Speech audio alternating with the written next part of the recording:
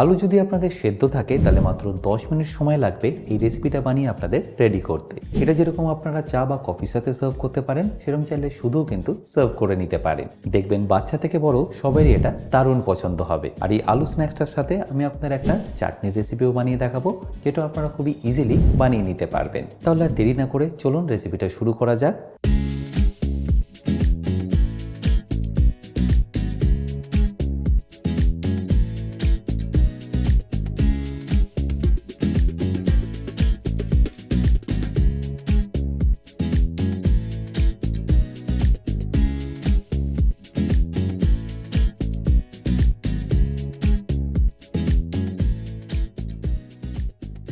By the way, আমি chef Atanu, আপনারা দেখছেন অতনুর রান্নাঘর। আর আজকে আমাদের রেসিপি আলুর স্ন্যাক্সের। আচ্ছা, সবার প্রথম আমি আপনাদের টমেটোর চাটনিটা বানিয়ে দেখাচ্ছি। তার জন্য একটা ফ্রাইং প্যান নিয়ে আমি গ্যাসটাকে অন করে এর মধ্যে দিয়ে দেবো অল্প একটু সাদা তেল। খুব বেশি নয়, 2 থেকে 3 চা চামচ দিয়ে দিলেই হবে। আর তেলটা যতক্ষণ গরম হচ্ছে আমি এখানে কেটে নেবো 4টে টমেটো। টমেটোটাকে আপনাদের এইভাবে ছোট ছোট করে ডাইস করেই কেটে নিতে হবে। এতে দেখবেন টমেটোটা খুব তাড়াতাড়ি কুক হয়ে যাবে।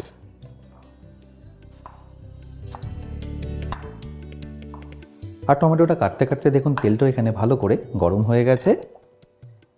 তাই এখানে আমি দিয়ে দিচ্ছি সবার প্রথম অল্প একটু চানা ডাল,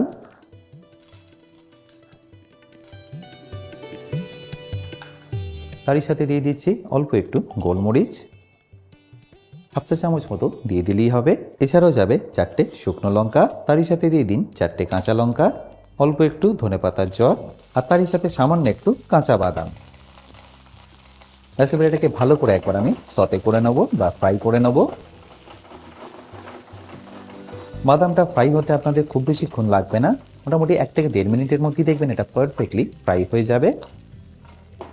আলুর পকোড়ার সাথে এই চাটনিটা একবার বানিয়ে দেখুন, খেতে কিন্তু অসাধারণ লাগে।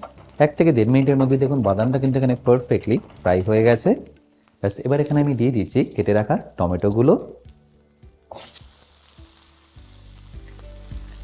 আর টমেটোটা দেওয়ার পরে আমি এখানে দিয়ে দেবো স্বাদ মতো নুন। রেগুলার নুনের সাথে অল্প একটু বিট নুনও অ্যাড করুন। তারপর দিয়ে দিচ্ছি অল্প একটু চিনি, ওই ধরুন 1/2 চা চামচ মতো। আর সবশেষে দিয়ে দেবো রঙটা ভালো আনার জন্য সামান্য একটু কাশ্মীরি লঙ্কার গুঁড়ো। ব্যাস, তারপর এটাকে ভালো করে একবার মিশিয়ে নিচ্ছি।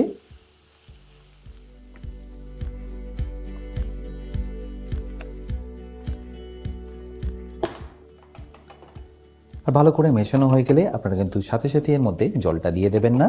এইভাবেই কুক করে নেবেন 3 থেকে 4 মিনিটের জন্য, যতক্ষণ না টমেটোটা পারফেক্টলি গলে যাচ্ছে। চারিটাকে আপনারা ঢাকা দিয়েও কিন্তু কুক করে নিতে পারেন।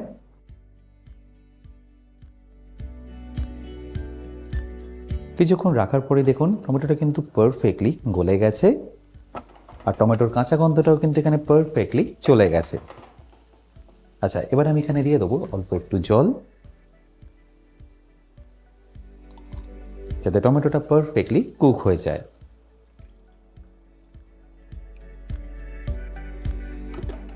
আর জলটা দেওয়ার পরে ফ্লেমটাকে আপনারা একদম হাই করে দিন। আর তারপর ভালো করে ফুটিয়ে নিয়ে জলটাকে একটু রিডিউস করে নিন।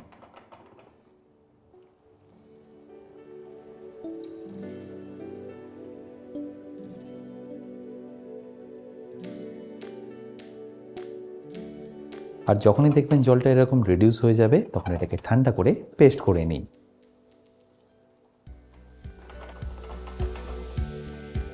আচ্ছা, এবার আলুর পকোড়াটা বানানোর জন্য আমি এখানে নিয়ে নিচ্ছি 6-7টা সেদ্ধ করা আলু, যেটাকে আমি রাফলি ছোট ছোট করে কেটে নেব। ছোট করে কাটছি এই কারণেই যাতে এটা তাড়াতাড়ি পেস্ট হয়ে যায়।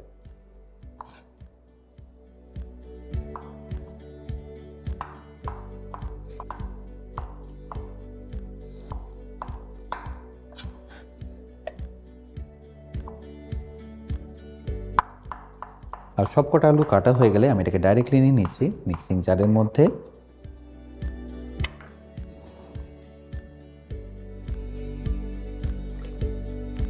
আচ্ছা, এবার দেখুন এটা পেস্ট করার আগে আপনাদের এর মধ্যে আর কি অ্যাড করে নিতে হবে। সবার প্রথম আমি দিয়ে দিচ্ছি অল্প একটু টক দই। আমি এখানে 6টা থেকে 7টা আলুর জন্য 2 চা চামচ টক দই ব্যবহার করলাম, যেটাকে আমি আগে থেকে ভালো করে ফেটিয়ে রেখেছি। আর তারপর এরই সাথে দিয়ে দেবো 150 মিলি জল, মানে ওই ধরে নিন হাফ কাপ মতো। আর তারপর এটাকে ভালো করে আমি পেস্ট করে নেব। আর পেস্ট করে নেওয়ার পরে ডাইরেক্টলি এটাকে আমি নিয়ে নিচ্ছি একটা বোলের মধ্যে।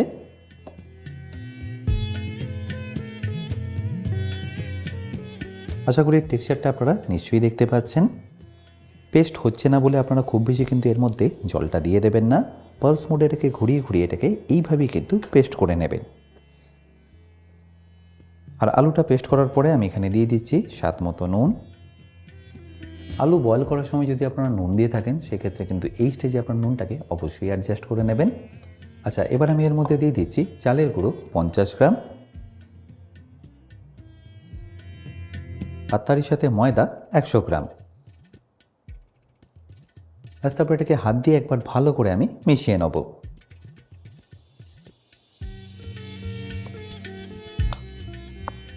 আচ্ছা, এই মেশানোর সময় আমি এখানে দিয়ে দিচ্ছি অল্প একটু বেকিং সোডা, ওই ধরে নিন 1 চা চামচ মতো। তারপর আবার এটাকে ভালো করে একবার মিশিয়ে নেব। আর যখনই দেখবেন এটা ভালো করে মেশানো হয়ে গেছে, তখন এখানে একে একে আমি বাকি ইনগ্রিডিয়েন্টসগুলো অ্যাড করে দিচ্ছি। যেমন ধরুন অল্প একটু হোয়াইট পেপার পাউডার বা সাদা গোলমরিচ গুঁড়ো। আর হোয়াইট পেপার পাউডার দেওয়ার পরে আমি এখানে ঝালের জন্য দিয়ে দেবো কাঁচা লঙ্কা, তারই সাথে যাবে অল্প একটু কুচনো আদা। আচ্ছা, এবার আমি এর মধ্যে দিয়ে দেবো অল্প একটু পেঁয়াজ কুচি।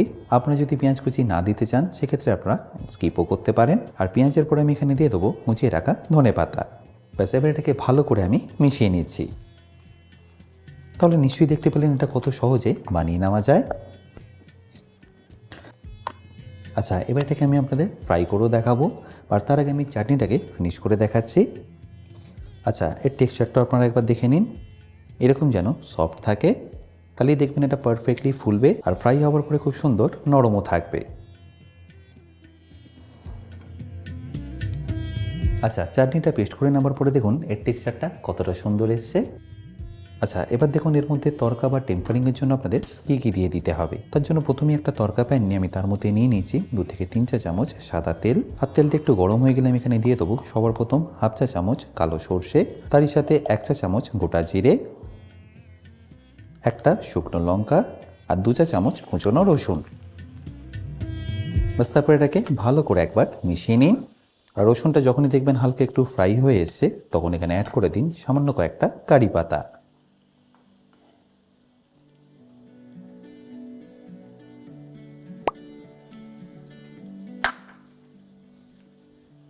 তারপর এটাকে ভালো করে মিশিয়ে নিয়ে যখনই দেখবেন রসুনটা ফ্রাই হয়ে গেছে, তখন এটাকে ডাইরেক্টলি অ্যাড করে দিন চাটনির মধ্যে। দেখুন আস্তে আস্তে কিন্তু রসুনটা এখানে লাল হওয়া শুরু করে দিয়েছে। ব্যাস, এই স্টেজে আমি এখানে গ্যাসটাকে বন্ধ করে দেবো, আর তারপর ডাইরেক্টলি তুলে নিয়ে দিয়ে দেবো চাটনির মধ্যে। ব্যাস, এবার এটাকে ভালো করে মিশিয়ে নিলেই চাটনি কিন্তু আপনাদের পারফেক্টলি রেডি। চাটনিটা ফ্রিজে রেখে আপনারা কিন্তু 1 সপ্তাহ মতো ইউজ করতে পারেন। এই চাটনির মধ্যে তেল আমি এই কারণে একটু বেশি দিলাম, যাতে সেলফ লাইফটা একটু বেড়ে যায়। আচ্ছা, এবার আমি আপনাদের এক একটা করে আলুর পকোড়াগুলোকে ফ্রাই করে দেখাচ্ছি। তার জন্য দেখুন তেল আমি এখানে আগে থেকেই ভালো করে গরম করে নিয়েছি, আর এপাশে একটু জলও নিয়ে নিয়েছি, যার মধ্যে আমি হাত থেকে আবার ভালো করে ডুবিয়ে নিয়ে তারপরে আমি ব্যাটারটাকে টাচ করব। তাহলে দেখবেন এটা হাতের মধ্যে লাগবে না। দেখুন ব্যাস, এবার এই ছোটো ছোটো করে আমি এক একটা করে ছেড়ে দেবো ডাইরেক্টলি তেলের মধ্যে।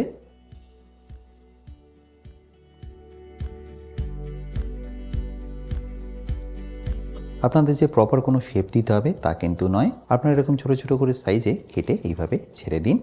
সাইজটা অ্যাবস্ট্রাক্ট হলেও কোনো অসুবিধা নেই।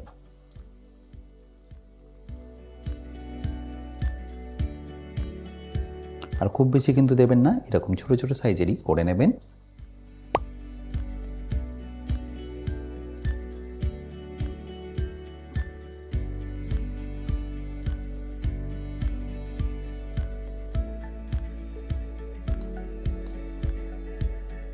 যেগুলো আগে ছেড়েছেন সেগুলো অবভিয়াসলি দেখবেন একটু আগে থেকেই কালার চলে আসবে।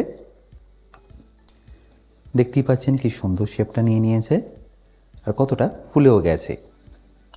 এটা আপনারা চায়ের সাথে খান, শুধু খান, বাচ্চা থেকে বড় সবাইই দেখবেন এটা দারুণ পছন্দ হবে। আর স্পেশালি বর্ষার দিনে এটা খেতে কিন্তু দারুণ সুন্দর লাগবে।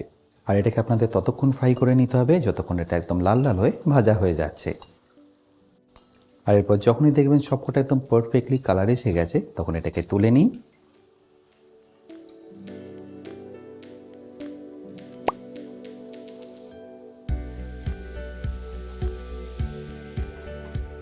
আচ্ছা, এবার আমি একইভাবে আপনাদের সেকেন্ড ব্যাচটাও রেডি করে দেখাচ্ছি।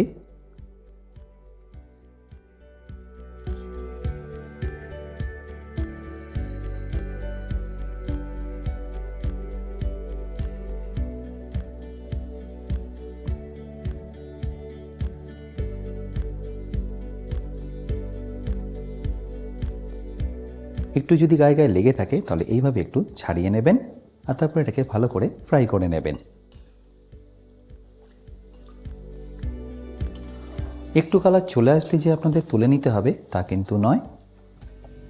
দেখুন এখন এর মধ্যে কিন্তু অলরেডি কালারটা চলে এসছে, স্টিল এটা কিন্তু ওপর থেকে এখনও ক্রিস্পি হয়নি, তো এটাকে আরেকটু আপনাদের ভেজে নিতে হবে। আবারও বলছি যে চাটনিটা আমি আপনাদের বানিয়ে দেখিয়েছি, সেটা দিয়ে একবার এই আলু স্ন্যাক্সটা ট্রাই করে দেখুন, গ্যারেন্টি দিয়ে বলছি বারবার বানিয়ে খাবেন। আর এরপর যখনই দেখবেন প্রত্যেকটা একদম পারফেক্টলি ক্রিস্পি হয়ে গেছে তখন এটাকে তুলে নিন। আচ্ছা, এটা কতটা ক্রিস্পি হয়েছে সেটাও দেখে নিন। আর এর ভেতরটা দেখুন কতটা পারফেক্টলি কুক হয়েছে, দেখুন।